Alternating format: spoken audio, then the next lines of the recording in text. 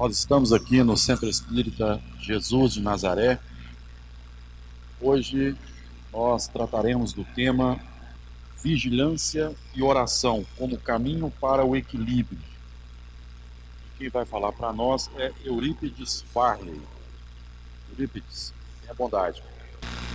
Boa noite então a todos mais uma vez, para quem estava presente aqui durante as perguntas e respostas, para quem chegou por agora, como foi colocado aqui pelo cerimonial e o convite que a casa nos ofertou para que pudéssemos aqui falar sobre esse tema, vigilância e oração como caminho para o equilíbrio.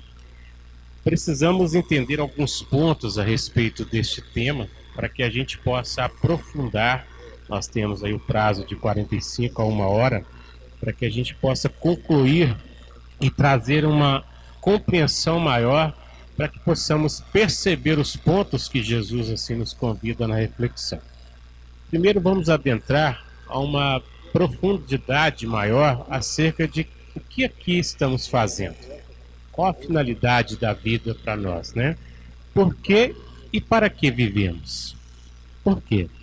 Segundo o Espiritismo, vivemos para desenvolver as potencialidades psíquicas que todos somos dotados. Então estamos aqui encarnados para desenvolver as potencialidades psíquicas que somos todos dotados. Aquilo que Jesus coloca como as virtudes em nós.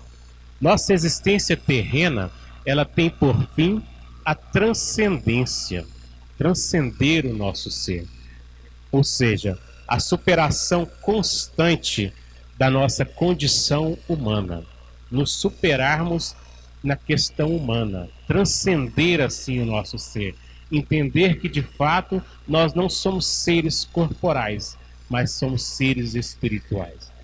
Desde o nascimento até o nosso último dia, passamos pelas experiências que desenvolvem as nossas aptidões inatas, ou seja, as nossas virtudes, as nossas qualidades, as nossas potencialidades. Podemos trazer também como os talentos que Jesus se refere na parábola dos talentos, em todos os sentidos. A criança recém-nascida cresce dia a dia, desenvolve o seu organismo, aprende a comunicar-se com os outros, a falar e a raciocinar, a querer e a agir para conseguir o que quer. Quem tem criança, quem compreende isso, consegue entender a simbologia que estamos falando. Transcende a condição em que nasceu e passa para as fases superiores da infância, entrando depois na adolescência e depois na mocidade, na madureza e na velhice. Todos nós. Ao fazer todo esse trajeto, ela desenvolveu suas forças orgânicas e psíquicas, sua afetividade, sua capacidade de compreender o que se passa ao seu redor e seu poder de dominar as circunstâncias. Dominar as circunstâncias.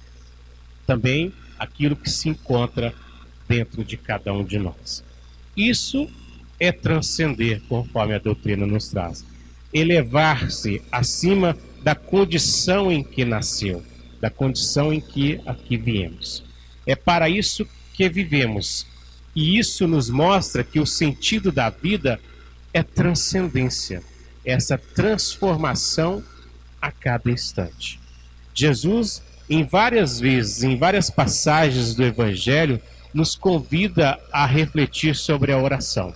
Nesse propósito que aqui estamos trazendo nesta noite, como reflexão, vigilância e oração como caminho para que construamos em nós o equilíbrio. Como meio para encontrarmos esse equilíbrio e despertarmos para esta consciência cósmica que todos nós somos, ou seja, fazendo essa transcendência que a doutrina nos convida a refletir. Na pergunta 893 aqui do Livro dos Espíritos, esse livro de perguntas e respostas que foi o primeiro livro da obra espírita que Kardec assim codificou e nos trouxe essa explicação acerca do conhecimento espírita, ele faz uma pergunta muito interessante. Qual a mais meritória de todas as virtudes? Qual haveria de ser a mais meritória de todas as virtudes? A resposta para todos nós é: toda virtude tem seu mérito próprio, porque todas indicam progresso na senda do bem. Então, cada vez que nós vamos desenvolvendo virtudes, estamos progredindo, estamos nesse processo de transcender. A virtude, sempre que há resistência voluntária ao arrastamento dos maus pendores. Por isso, Jesus, em vários momentos, convida-nos a esse olhar para dentro de nós, ir no ponto onde a gente traz certa dificuldade e transcender isso em virtude, em conhecimento, em sabedoria, em compreensão máxima do seu Evangelho.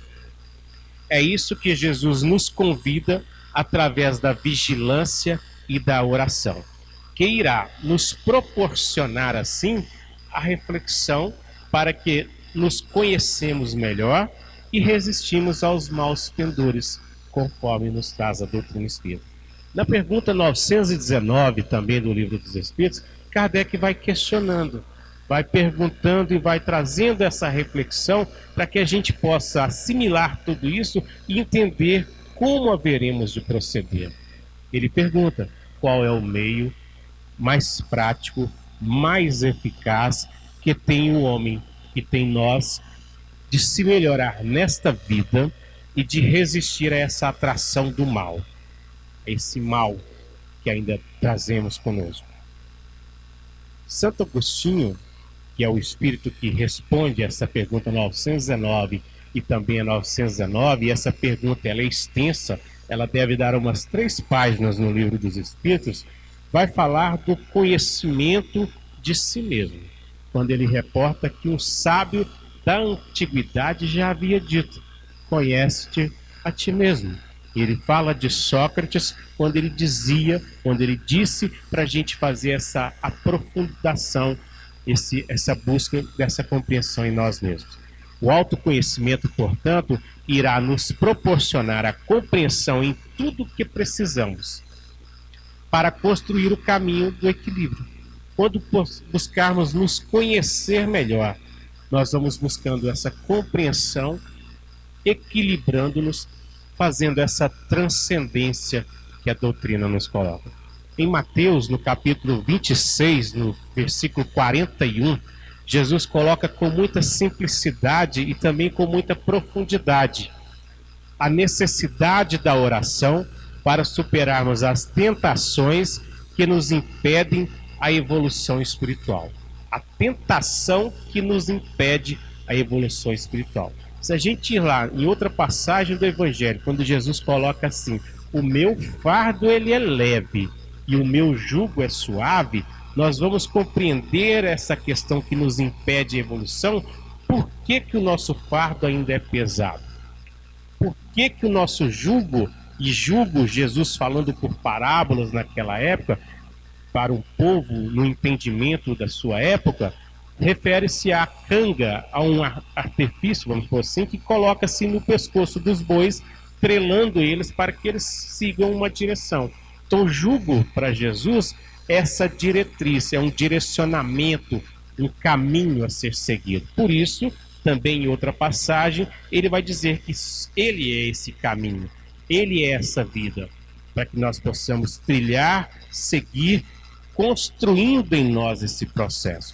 Então, ele vai dizer nessa questão para superarmos as tentações que nos impedem a evolução. Então, Mateus capítulo 26, item versículo 41, quando Jesus diz: vigiai e orai, para que não entreis ou caia em tentação. Simples, seria fácil para a gente pensar, refletir acerca disso. Vigia e ora. Só que a gente precisa entender o que vem a ser vigilância, o que vem a ser oração, o que vem a ser tentação. Primeiro, o que é tentação? O que vem a ser essa tentação que Jesus coloca? Existe uma deturpação a respeito do significado dessa palavra, né? popularmente, ela é vista como coisas externas que nos atraem para o mal. Muitas pessoas colocam isso, fugir dessa tentação, eu tenho que fugir. Mas enquanto ela está fugindo, ela não está trabalhando o seu íntimo, onde se encontra a verdadeira tentação, a verdadeira mazela que precisa ser levado luz nela. Em realidade, o seu significado, como proposto por Jesus, tem a ver com as nossas próprias tendências inferiores, relativas ao nosso ego, e que nos levam ao uso inadequado do nosso livre-arbítrio. Eu tenho direito, eu posso, eu quero, eu faço o que der na teia, não é assim? Mas só que isso requer responsabilidades. E o que se faz, você causa consequências. E as consequências, você terá responsabilidades. É o que Jesus nos convida a refletir. O plantio é livre. Você pode plantar o que quiser, mas também colherá o que plantou. Não, como o Sérgio falou mais cedo, não tem como plantar abóbora e colher tomate. O que você faz é responsabilidade sua. Conforme nós havíamos falado na parábola do filho pródigo, ele saiu para viver suas experiências, ele afastou para terras longínquas. A condição que ele ficou foi responsabilidade dele. E ele fez o caminho da volta, transcendendo, modificando o seu caminho. Na oração, Jesus diz, na oração do Pai Nosso: não deixei-nos cair em tentação e livrai-nos de todo o mal. Não nos deixeis cair na tentação, livrando esse mal de nós. Como trabalhar isso? O mal não é algo externo, conforme estamos falando, mas interno. São as nossas maiores dificuldades, nossos maiores inimigos a serem corrigidos. Conforme Francisco de Assis, também na oração, vai dizer assim: as trevas onde precisamos levar luz. Esse é o mal que ainda trazemos, essas trevas interiores que precisam ser levadas luz nela. Luz de quê? De entendimento, de reflexão, de sabedoria, de compreensão, da fé que transporta montanhas, conforme Jesus coloca. Aprendendo-nos a conhecer e refletir o que é que ainda nos desequilibra, o que nos traz mal-estar, o que nos ainda traz situações conflituosas, que ainda nós não corrigimos ou não vencemos em nós mesmos, que tiram a nossa harmonia, conforme muitas vezes a gente fala, tira a nossa paz, né? Tira de nós essa questão. Só que no Evangelho de Lucas, no capítulo 8, versículo 18, Jesus vai dizer assim: vede, pois, como ouves, porque a qualquer que tiver lhe será dado, e a qualquer que não tiver, até o que parece ter, lhe será retirado. Ou seja, nessa questão, a quem tem mais lhe será dado, e quem tem abundância, mais lhe será dado, mas aquele que não tem lhe será tirado. Como assim? É que você acha que desenvolveu a paciência, desenvolveu a harmonia, isso na verdade está no seu ego, no achismo, e não desenvolveu de fato isso. E aí outra pessoa chega, você fica nervosa, você sai de si, você perde o prumo, como se diz, e entra no conflito que está dentro de você. O conflito nosso, o pendor, como se diz a doutrina, a ser trabalhado. Então as tentações externas, elas apenas, ou seja, a pessoa que cria isso em você, apenas estimula a verdadeira tentação que existe no nosso interior, dentro de cada um de nós. Por isso, a vigilância e a oração são condições, conforme Jesus coloca, imprescindíveis para que não venhamos a cair nas tentações de nosso próprio ego.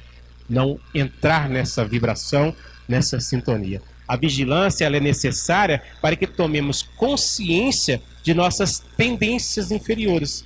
É o autoconhecimento. Você começa a vigiar seu pensamento, o seu sentimento, a sua vontade, os seus desejos, os seus impulsos e começa a refletir: o que me leva a fazer isso?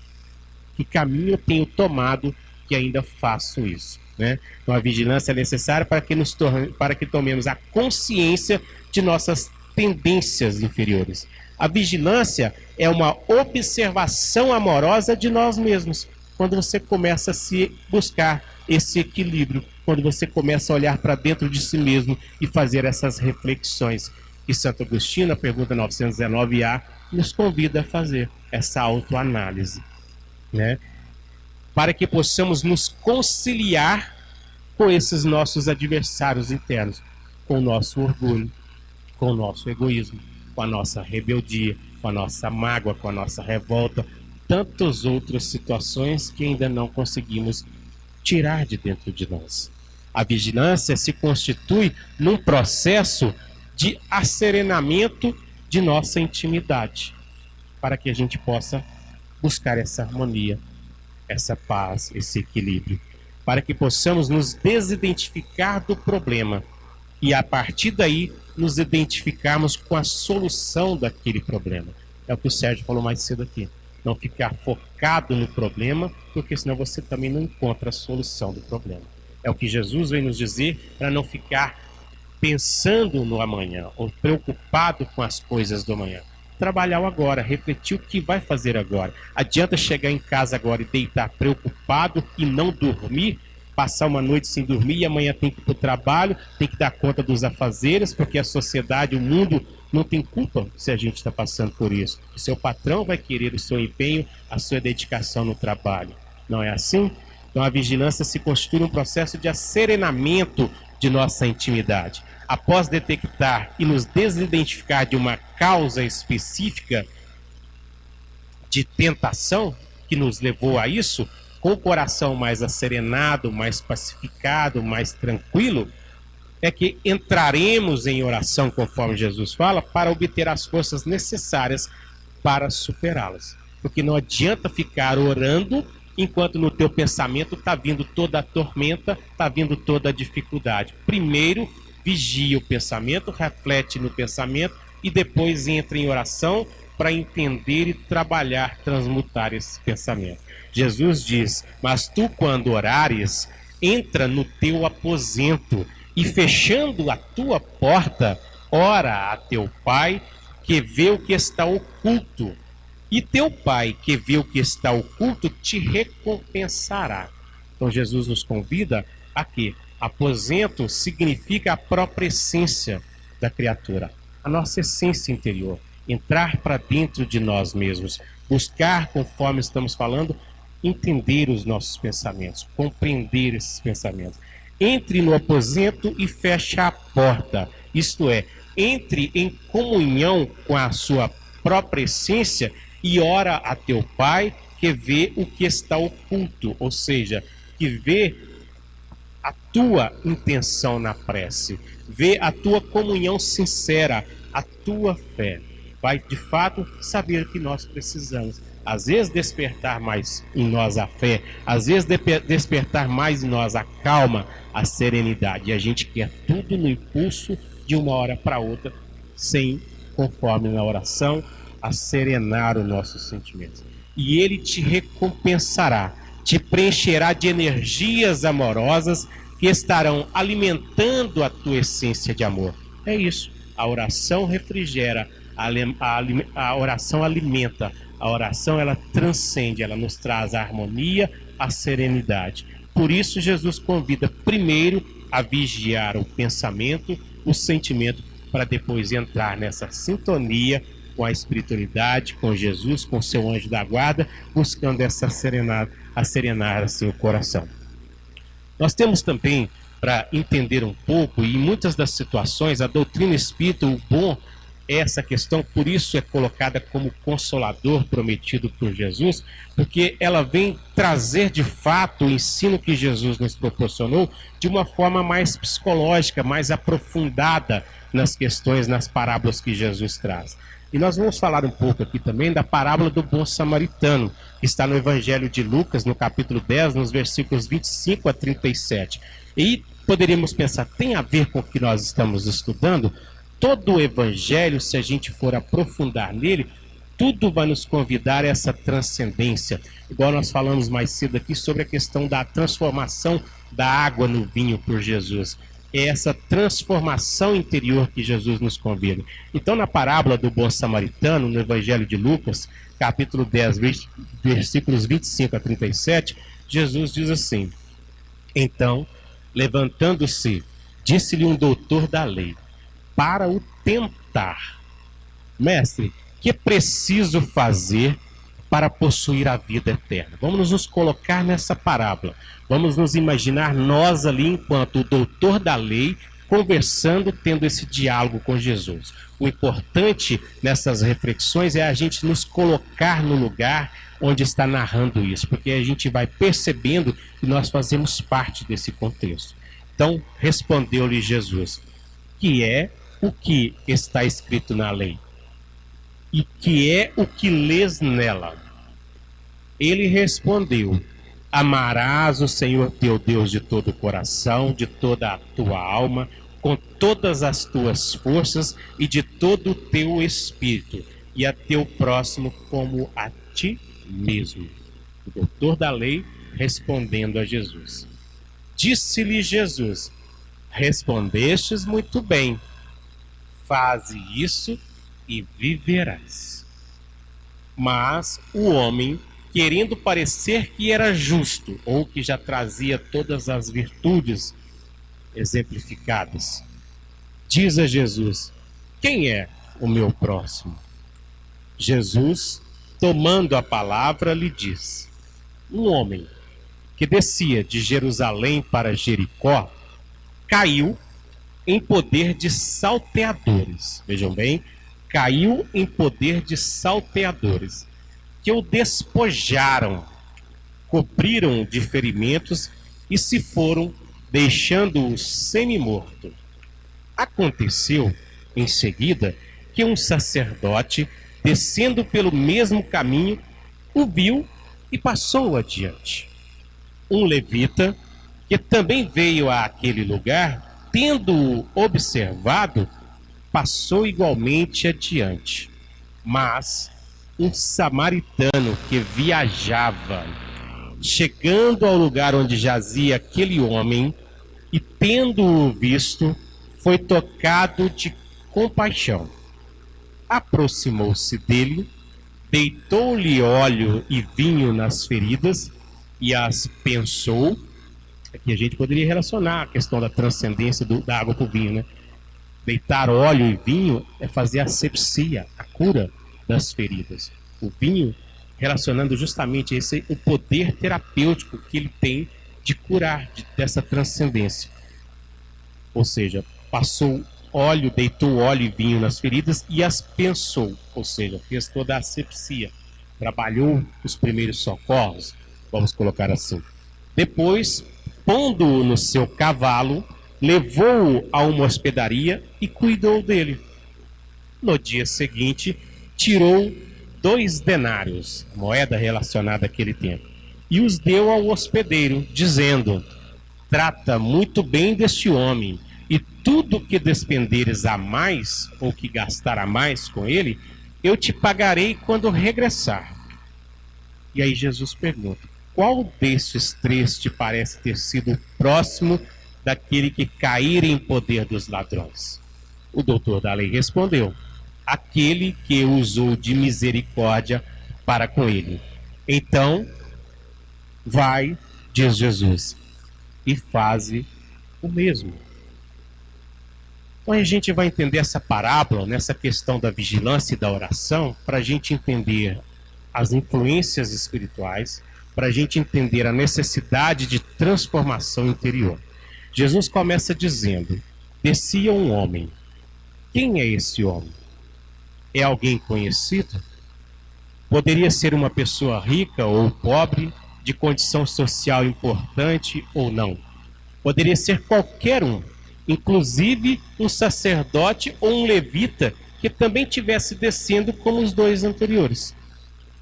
Ao descer, esse homem não estava realizando um ato qualquer, este homem que foi despojado. Jerusalém e Jericó, para que a gente possa compreender, são cidades de Israel. Situa-se a primeira, no caso Jerusalém, a 2.000 metros de altitude. A segunda, Jericó, junto ao Mar Morto, está a 250 metros abaixo do nível do mar. Descia-se, portanto, 2.250 metros para ir de Jerusalém para Jericó. Então, de Jerusalém para Jericó, 2.250 metros. O mais importante aqui para a gente refletir na parábola não são os gráficos, os dados gráficos aqui, pois Jesus utiliza essas cidades como símbolos. Isso pode ter acontecido aqui de Divinópolis para Itaúna, de Belo Horizonte para Divinópolis, não interessa. A questão é para a gente refletir na parábola. Jerusalém simboliza o sagrado, os princípios superiores, espiritualizados. Jericó simboliza o maldito, o predomínio da inferioridade.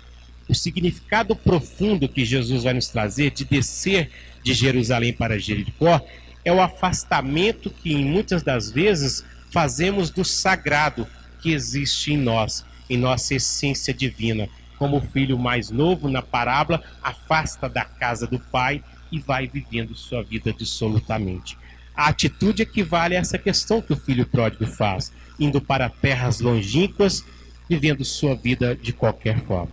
Descer de Jerusalém para Jericó é simbolicamente escolher um nível mais baixo de consciência. É quando a gente desce no nível de pensamento, de sentimento, ou seja, se deixa levar por situações.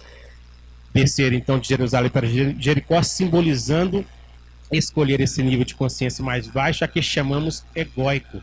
Entrar nesse sentimento de egoísmo, de orgulho, em vez de um nível mais elevado em que a doutrina nos coloca como o essencial em nós, as virtudes que precisamos desenvolver. Descer de Jerusalém para Jericó significa, portanto, buscar as questões egóicas da vida, egoísticas e egocêntricas. Esse homem que descia estava buscando o quê? Prazeres mundanos. É ir para longe da essência de amor que somos, da essência que é o amor divino insito em nós, da nossa própria consciência. Descer, por conseguinte, significa, conforme Jesus vai nos colocar, ir em direção a esse desamor, quando você está praticando atos de desamor, como o filho pródigo, seguindo caminhos equivocados, em direção a esse egoísmo, a esse egocentrismo. A pessoa, quando desce, ela escolhe o movimento egoístico, egocêntrico, centrado apenas no seu bem-estar, né? Em detrimento dos outros. É aquilo que nós falamos na resposta agonia mesmo, sobre a questão que o filho não está nem aí se a mãe está precisando de ajuda na limpeza da casa, né? Caiu em poder dos salteadores. Quando o homem desce de Jerusalém para Jericó, ele cai em poder dos salteadores. O que são esses salteadores? O que é isso que Jesus nos traz em relação à parábola do ponto de vista espiritual profundo? São os próprios sentimentos egóicos negativos que a pessoa mantém ao descer, tais como os desamor, orgulho, egoísmo, egocentrismo, indiferença, crueldade. A pessoa desce mergulhando nesses sentimentos. Todos nós trazemos na consciência as leis divinas que nos convidam a esse amor, a essa transcendência. Descer consciencialmente significa não cumprir essas leis, revoltar contra elas, conforme o filho pródigo, o filho mais novo na parábola. Todas as vezes que, ao invés de praticarmos o amor e o bem, praticamos o desamor e o mal. Conforme na pergunta 642 vai falar, para resguardar a nossa posição futura, basta não fazer o mal? A resposta é fazer o bem no limite de nossas forças, porque responderemos pelo mal de não haver praticado o bem. Então, nesse sentido, estaremos descendo consciencialmente, e nisso está o símbolo mais profundo que temos nesta parábola. A criatura opta por descer, usando o seu livre-arbítrio, as suas escolhas. Surge então um momento em que essas negatividades se apoderam da pessoa, né? Quando uma pessoa dá vazão aos sentimentos egóicos negativos, atrai espíritos inferiores que vão se aproveitar desses sentimentos e perturbá-la ainda mais, agindo como esses salteadores, nos despojando, nos cobrindo de feridas, de tormentas, de dificuldades na nossa caminhada evolutiva. Porém, isso é efeito. A causa são os salteadores internos que trazemos, porque são eles que atraem não apenas desencarnados, mas também encarnados que ainda se comprazem no mal. Aí a pessoa se relacionando com pessoas que de má índole, com pessoas que só querem fazer o mal. Isso porque ela ainda traz isso dentro dela. Ela ainda não desenvolveu as virtudes suficientes. Uma pessoa que deseja realizar o bem busca ambientes que combinem com o seu desejo. Contudo, a pessoa que está descendo, buscando deliberadamente o mal, está buscando ambientes onde existem salteadores de todos os tipos, encarnados e desencarnados. Lembra quando o Sérgio aqui colocou da presença espiritual quando a pessoa está num bar, usufruindo do álcool, do fumo, drogas ilícitas e outras coisas mais? Quem que está na companhia dela? Anjo de guarda não estará, pode ter certeza que não.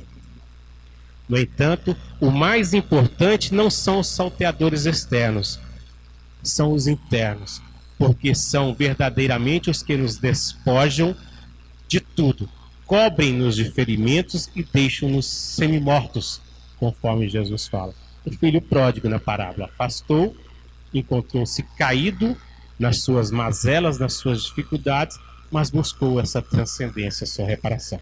Jesus usa o termo semi-morto para simbolizar essa morte psicológica, convidando quem está semi-morto a reviver. Por isso ele fala lá na parábola: este meu filho que estava morto reviveu, transcendeu, buscou o equilíbrio, buscou o caminho de volta para casa. Como exemplo, na parábola que estamos falando do filho pródigo, quando o filho volta para casa para esta comunhão do amor com o Pai. Jesus diz: é preciso nos alegrarmos, pois este meu filho estava morto e reviveu. Quem não vai se alegrar com aquele irmão, aquele pessoa que se encontra no vício do álcool, nas drogas e busca o caminho da recuperação, essa transcendência, reparando assim o caminho? Quem não vai se alegrar? Na parábola, o filho mais velho não alegra. Ele fala para o pai: este teu filho que saiu aí pelo mundo e perdeu tudo, como assim você recebe ele de volta? Demonstrando na parábola o orgulho, o egoísmo, a rebeldia, a revolta que ainda trazemos quando a gente descemos para esses sentimentos. Quando descemos pelos caminhos do desamor e nos afastamos dessa essência que somos, cultuando o egoísmo, o orgulho, o egocentrismo, cedo ou tarde, qualquer dia, qualquer hora, vamos cair em poder desses salteadores. Ou seja, vamos entrar nessas tormentas, nessas dificuldades. Queremos com isso dizer que esses sentimentos nos irão despojar, ferir e nos deixar semi-mortos, conforme Jesus coloca.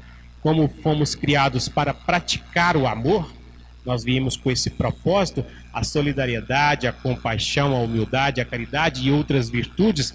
Se descermos e praticarmos ações centradas no desamor, ou seja, no egoísmo, no egocentrismo, na rebeldia, em todas essas questões, seremos despojados desses recursos que assim adquirimos por ação da lei de causa e efeito, conforme falamos mais cedo, da qual ninguém pode fugir. O que você faz, você terá que cumprir. Você plantou, você colhe. Ninguém vai colher por você.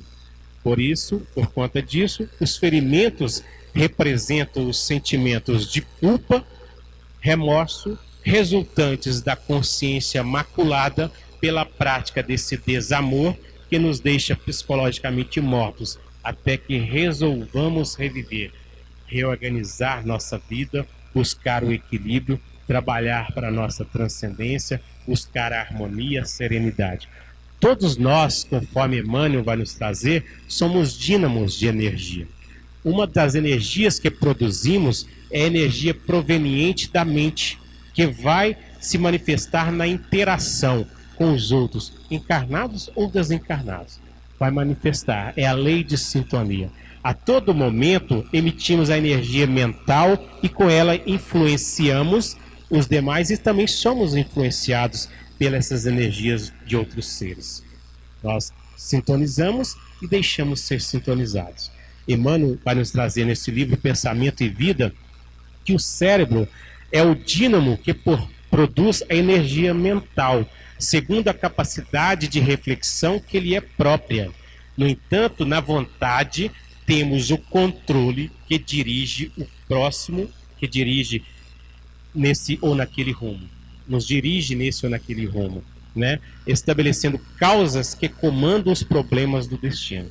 Então, Emmanuel diz que a vontade, ela é a maioral, vamos dizer assim, nesse sentido, que vai trabalhar em nós.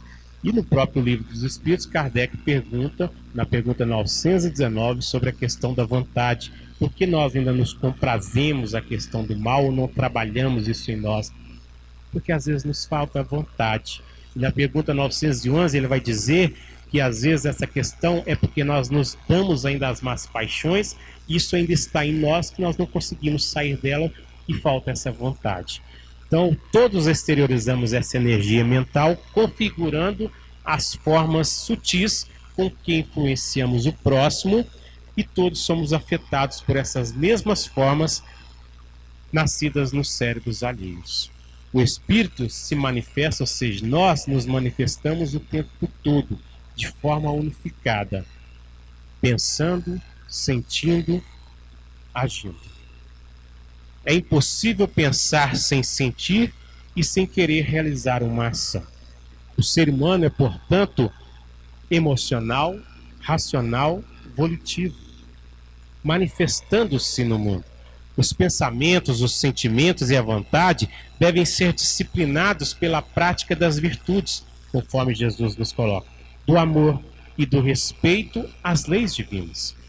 Para vivenciar esses atributos, é necessário que se eduque espiritualmente nas questões do pensamento, do sentimento, da vontade, alfabetizando-se espiritualmente, transcendendo-se, equilibrando-se, para que saiba ler as leis divinas que estão inscritas no ser em nossa própria consciência, ou seja, dentro de nós mesmos.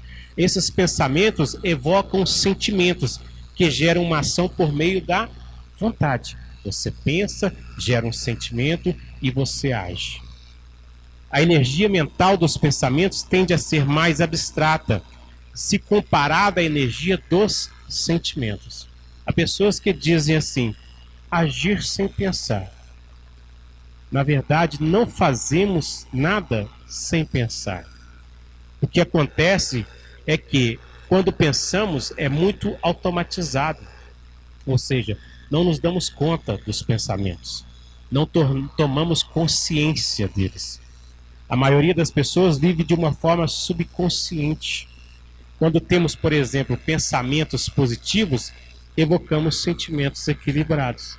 É uma energia que emana e vai absorvendo todo o nosso corpo. Quando sentimos ódio, por exemplo, todo o nosso corpo sente o ódio junto conosco. Quem aqui já sentiu raiva? Não se estremece todo? Não se treme todo por dentro e por fora? Quando você tem ódio, raiva de alguém, manifestando esse sentimento em você, onde está a causa da raiva? No outro ou no sentimento que ainda trazemos interno? Na dificuldade que precisa ser corrigida. O ódio é uma energia do espírito, algo que nós trazemos dentro de nós. Aquilo que Francisco de Assis vai dizer, que eu leve o amor onde está o ódio. Enquanto não levarmos amor dentro de nós, o ódio ainda sobressai. Se estivermos alimentando com ódio, não tem como extirpar isso de nós.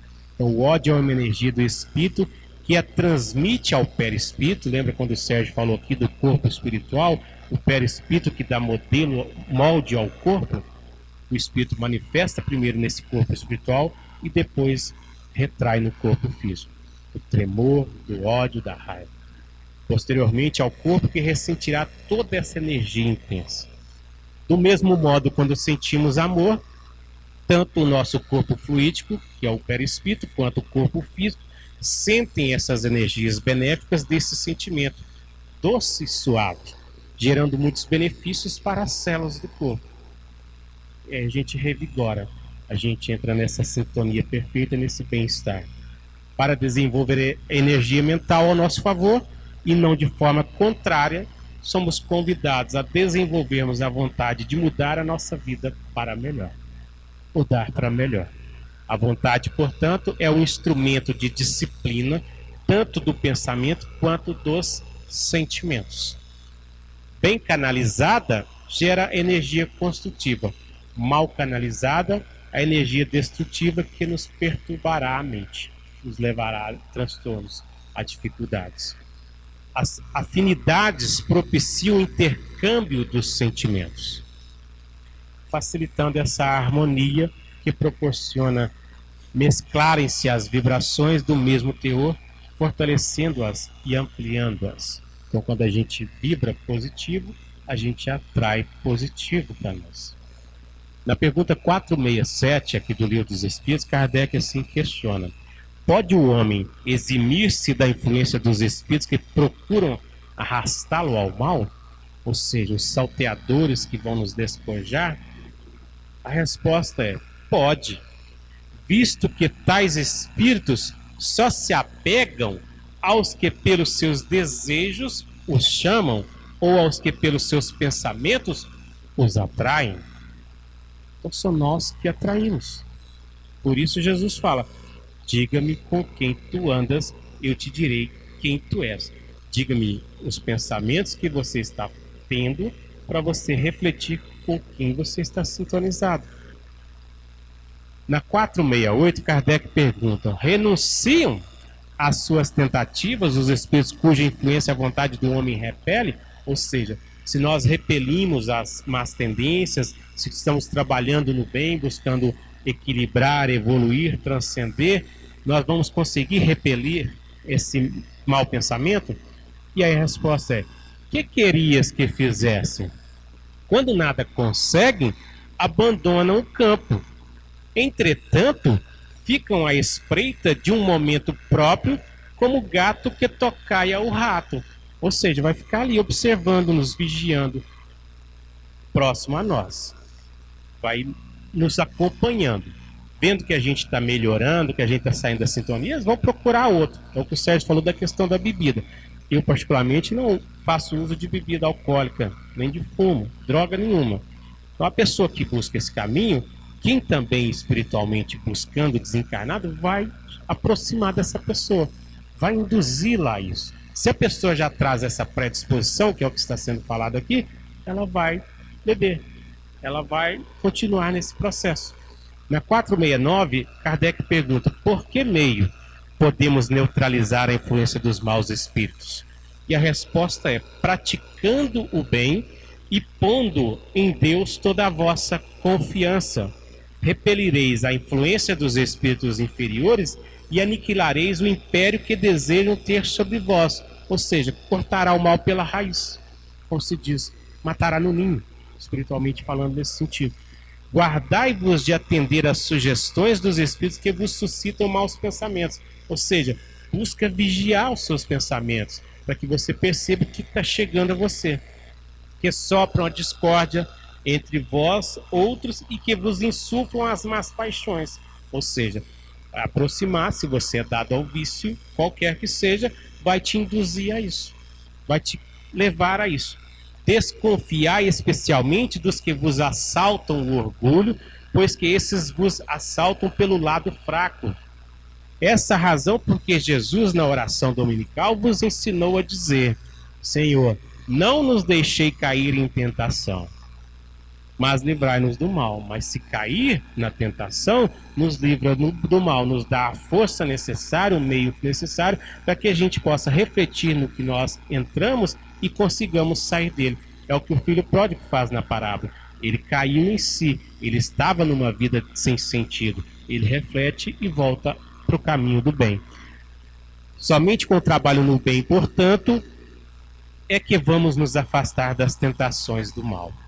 A oração é um grande coadjuvante nesse processo, porque ela nos permite a conexão com os benfeitores, principalmente nosso anjo da guarda, que nos ajudam na manutenção da nossa energia mental equilibrada. Vai nos ajudar, vai nos manter nessa sintonia, impedindo dessa forma o vínculo obsessivo, a influência negativa. Na pergunta 475, pode alguém por si mesmo afastar os maus espíritos e libertar-se da dominação deles? Sempre é possível. A quem quer que seja, subtrair-se a um jugo desde que com vontade firme o queira. que é julgo? Caminho. Modificar o caminho com vontade firme o queira. A vontade é, portanto, uma grande força quando conectada com a lei de amor, justiça e caridade. Qualquer que seja o nível do vínculo obsessivo à influência espiritual, quando conectada com a lei de amor, justiça e caridade, ou seja, teremos muita ajuda dos benfeitores espirituais. Na pergunta 478, pessoas há animadas de boas intenções e que, nada obstante, não deixam ser obsidiadas. Qual, então, o melhor meio de nos livrarmos dos espíritos obsessores? Qual o melhor meio? Cansar-lhes a paciência. Nenhum valor lhes dar as sugestões.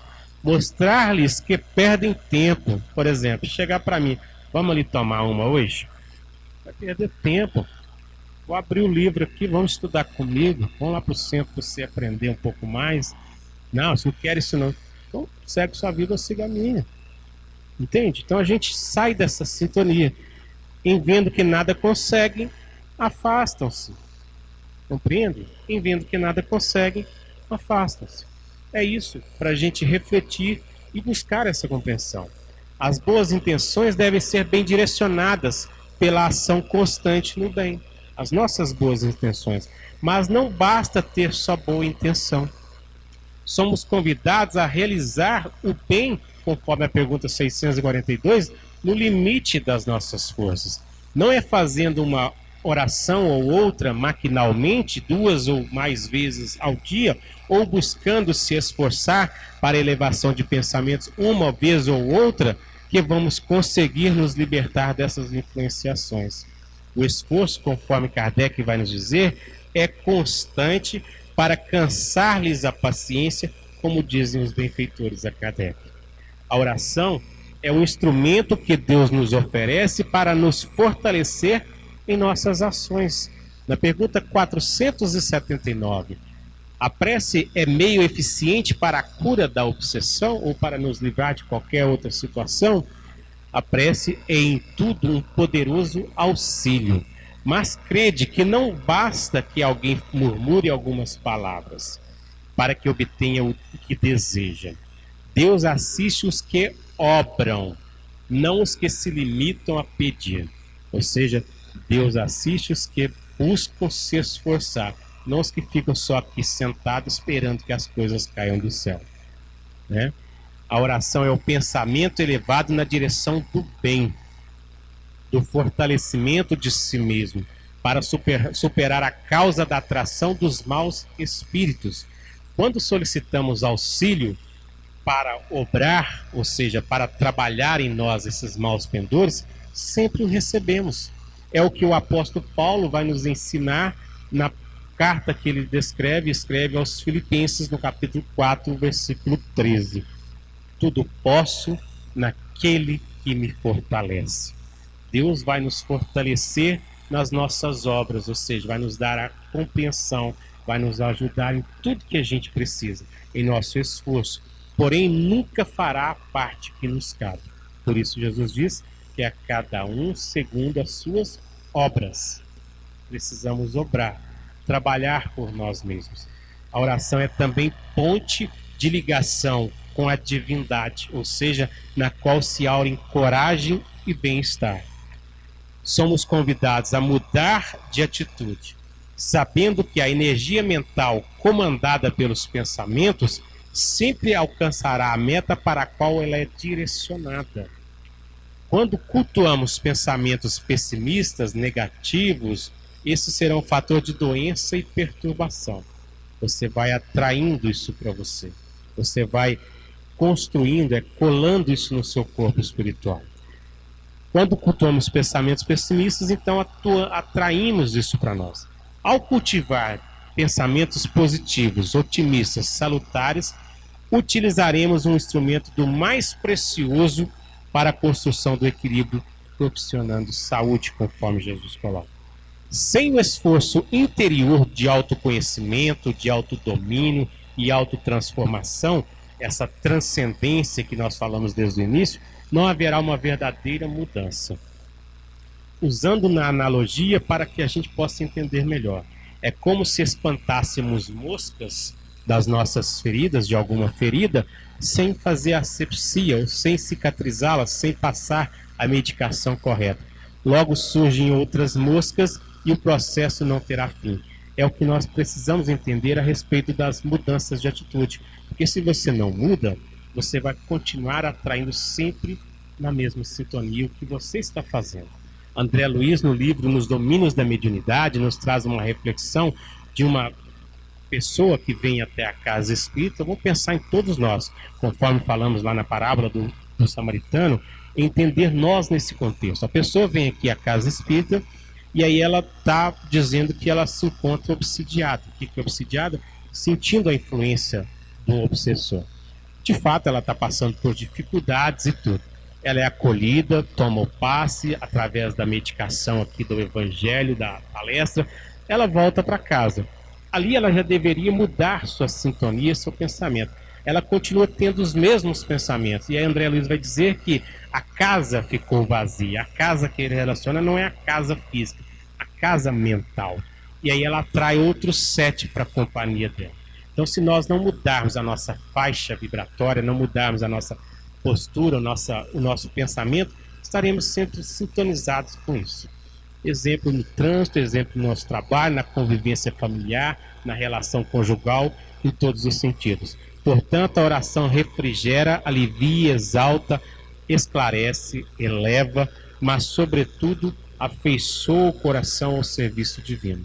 A função da prece é ativar os fluidos inerentes ao corpo, que, por sua vez, colocam todas as células em estado de emotividade para serem receptoras de fluidos mais elevados, que sempre nos cercam, esperando essa oportunidade de confraternizar com o nosso organismo material e psíquico. Ou seja, a oração, ela vai nos conectar isso. O passe, por exemplo, também é essa energia que revigora, que traz esse bem-estar, mas a gente precisa estar conectado com ele. E essa conexão, existe a questão que Jesus fala do merecimento, ou seja, você brigou lá fora com alguém, chega aqui nessa condição, nessa agitação e quer tomar o passe, mas na hora do passe é igualzinho a questão da oração. Você ainda está com o pensamento atordoado, você não vigiou o sentimento, o pensamento, continua nessa sintonia e não acerena.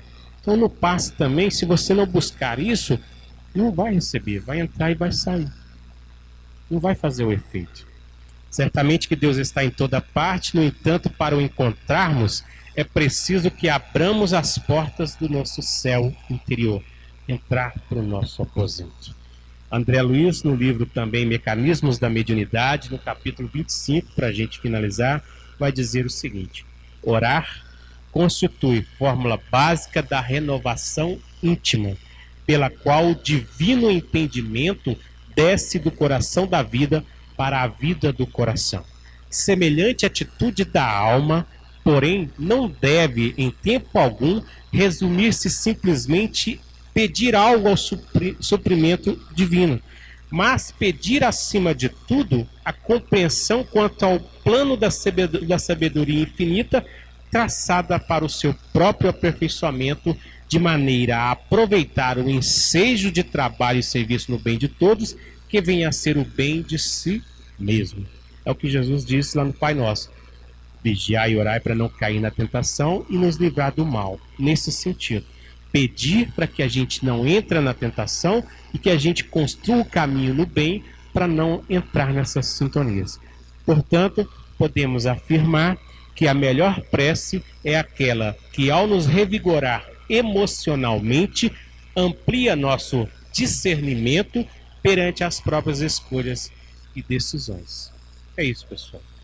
Caminho para que nós possamos buscar o equilíbrio mental, espiritual, também nas nossas atividades cotidianas físicas, nas relações familiares, nas relações conjugais, em qualquer relação.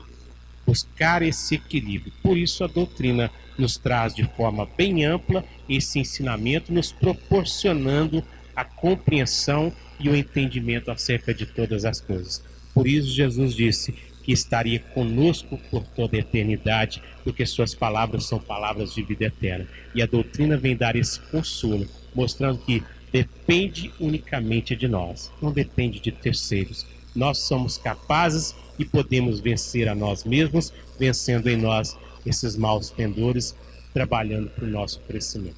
Jesus abençoe a todos e até uma nova oportunidade.